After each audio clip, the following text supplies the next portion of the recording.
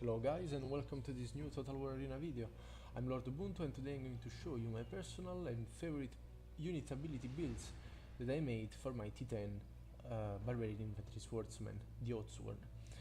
This quick guide will cover all the Barbarian's commander, with the exception of course of Ambiorix, that is not a very good commander to use with melee infantry. So let's begin with Arminius. That is probably not the strongest, but the most fun commander to play with Barbarian infantry for its mobility and movement speed. So let's begin with our first build. That is a pretty much standard one. We have our regular charge, that is Dedria Ras. If you don't own it already, you can use the normal one, but I suggest you to unlock Harbingers as fast as possible, because Dedria Ras is way more stronger than the normal one. We have a second spell, a strike, but this is a utility one, Slam. You can choose Hamstring too if you want, but I prefer Slam for its cooldown reduction. And of course, because with Arminius you have that strategy of hit and run, so you don't want to stay in fights longer. No, you are not like the Romans, so you just want to charge into the fray, deal some damage, maybe trying to rout your enemies, and then you move along. And for third and last ability, we have our Raise Shields. That is probably the best spells, unit ability that we have, by the fact that barbarians lack a lot of missile block chance, so it's a must-have, to be honest. Let's go with our second build. That is pretty much the same as the first one, but we have just traded the survivability that we gain with the Raise Shield to have Intimidate, so we are trading survivability to have more aggression. With this build you do the same as the first, you try to hit and run, and in this case you want to rout as many enemies as you can, so Intimidate will help you doing that. And for our third and last build, this is like a troll build, to be honest. This is Sonic Arminius. We want to boost even more our movement speed with the introduction of dash. And of course, you will always have that hit and run style of gameplay, but this time you want to survive as much as possible, because you want to ninja cap the enemy base. So you just try to avoid combat if it's not necessary, and then you run into the enemy base and try to ninja cap, and you have your Raise Shields, of course, to stay even longer in the base capping. For consumables, I advise you to take for all the three builds there, you want Fist and Swear-Oaths. Fist to boost even more your damage, Swear-Oaths to have even more movement speed. For equipment, you want Horrific Wolf Pets to have even more missile block chance. Noble Band Trousers are the best, because it gives you one more movement speed instead of choosing Mount Trousers. That gives you 31 turn speed, that I think it's useless, since momentum gives you plus 20 turn speed. You don't need it. Oathbearer Warpaint must have 5% movement speed. Defender of Oaths is the best shield, and Cursed Runed Longsword, because you want more damage, more impact damage. And I know you are probably thinking, why not Oathkeeper Longsword for that melee attack bonus? Well, because Arminius has Frenzy that gives you 95% melee attack, so it's useless to take even more melee attack, so the Cursed Runed Longsword is way better. So we can go to our second commander, Vercingetorix. Vercingetorix also has three builds. Let's start with the first one. So this is it's like a damage dealer Vercingetorix. We have our regular charge. We have as a strike Hamstring, not Slam, because in this case Hamstring has a longer cooldown that synergizes a lot with Defiance, because as you know, when you use Defiance you're silenced, so you can't spam your strikes when you are with Defiance on. So I think that Hamstring is way better. also because it slows your enemy by minus 80% movement speed, so enemies will not try to run away from you, so your defiance will not fall off. And for last ability we have Blood Payment, that is a very nice melee weapon damage boost increase that can be synergized with our defiance, so even more damage, and that's pretty much it. With the second build, that is likely the first one, we are just trading off damage to have more survivability, so to have our raise shield. That's pretty much it. And for our last build, this is like tank Vercingetorix. This is a build that I've tried and it's pretty fun to play. It's a build that, as you can see, it lacks the Deadly Harass ability, so you can't charge with this build because you are boosting your defenses. So we have Hamstring for utility, because we want to anyway slow our enemies if we are maybe trying to save some archers, javelins, so we want to bring a little bit of utility in our team composition. And it's also good because synergize with Defiance, as I said before.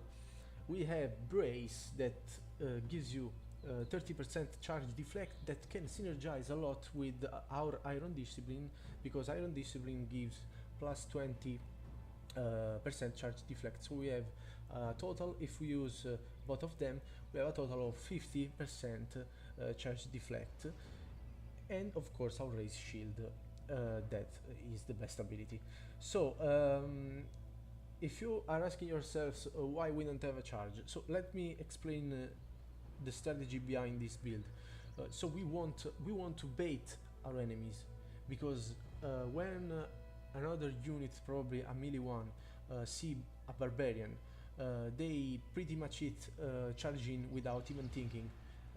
But with Brace we can bait them into the fire, because we use Brace plus Iron Discipline. We try to avoid as much damage as possible, and then we throw fire and hamstring them into the fire. So this is pretty much it, the strategy behind this build. You want to bait your enemies to stay as much as possible into fire after they charge you, and deals to you very low damage. So the consumables I advise you to take for this build in particular is Feast and Spar. You want those one. Spar gives you more charge deflect, more and even more missile block chance. Feast will increase your damage. And with the first two, we want you can also pick Feast and Spar, but probably with the first one you want Feast and Swerolds. With the second one is as you want. You can pick Feast and Spar or Feast and Swerolds, that is up to you. So for the equipment, I would pick Magicolus to have more body armor, so to stay more in fights, more longer. Noble Bound Trousers also for body armor. We take Odin's Mail, more body armor of course. Defender of Oaths, and this time Oathkeeper Longsword. So this is the equipment build for Vercingetorix. So let's go to our last and beloved commander, Boudica. She's the strongest in my opinion. She's my favorite. Let me explain to you why I think Boudica is the best commander for melee infantry swordsman for now. I think she is simply the best because she has already a charge, she has fury, and it's a very strong and long charge. It gives you even missile block chance, so it's even more viable with your raised shield. I think she is the best because she has Rebellion. That is probably one of the strongest ultimate in the game. It gives you a lot of positive stats increase, like that 80% melee defense, 48% melee weapon damage, the 10% movement speed. It's a very good spell. It's also an area of effect spell, so you can give it to even your teammates. So you can, if you were, for example, pre-made with Caesar Javs player, you can get Benny plus Rebellion. If you have a friend with Germanicus while he's in Vengeance, you can give to him Rebellion, so it's even more stronger. It's a very solid choice, Boudica. I think she's simply the best. So we can proceed with our first build. That is the standard build that I use all the time with Boudica. I think that build is the best one with her.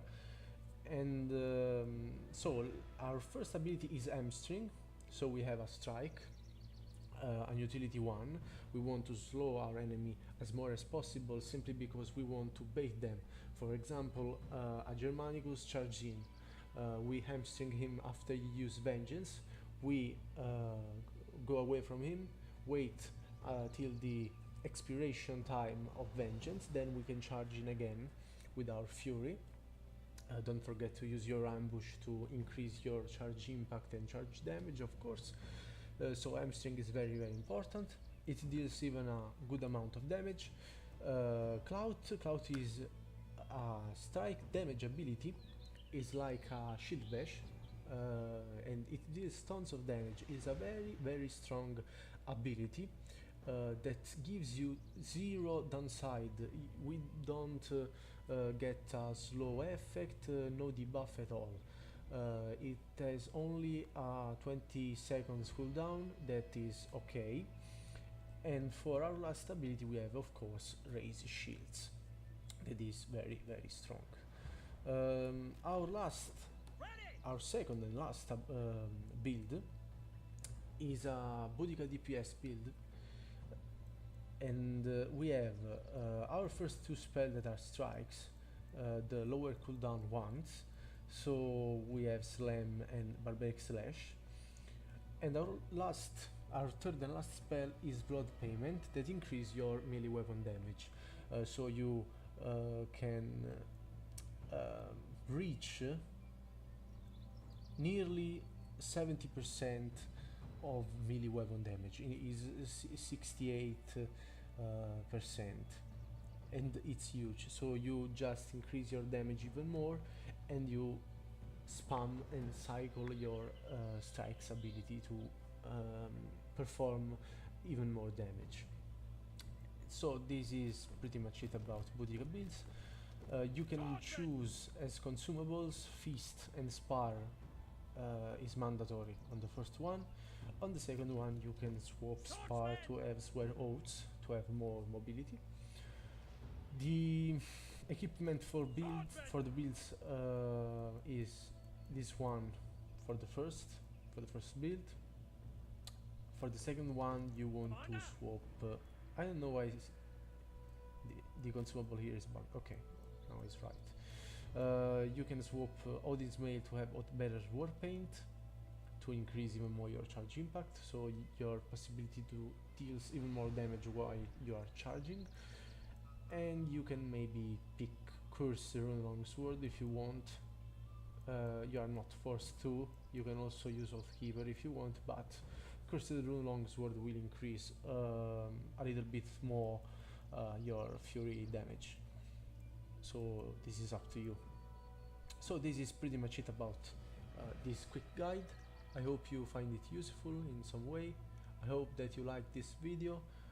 If so, leave a comments down below to tell me what you think.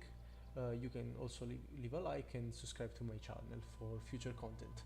So thank you for watching, and we'll see you in the next video. Bye bye.